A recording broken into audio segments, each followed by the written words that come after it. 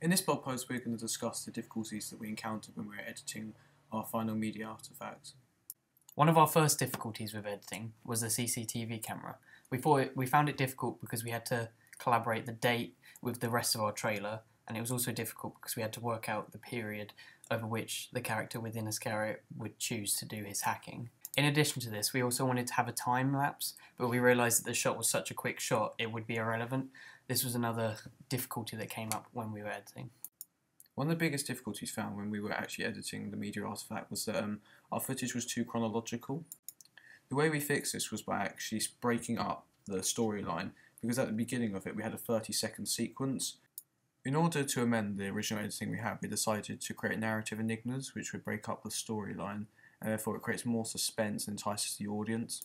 A real issue we encountered was finding the right sound for our film, especially a soundtrack to go over the top of our trailer. When we found the correct soundtrack that we actually wanted to use, we found it really difficult to actually implement it into our film because the length of it was too long. The biggest issue we found when we were actually editing our sound was that we put more footage in as we went past our first draft in order to better ourselves. The implications of this were that the sounds changed its position and therefore the dramatic ending at the end of our film trailer wasn't intact. A difficulty we had with editing as well was the font we wanted to use for our text.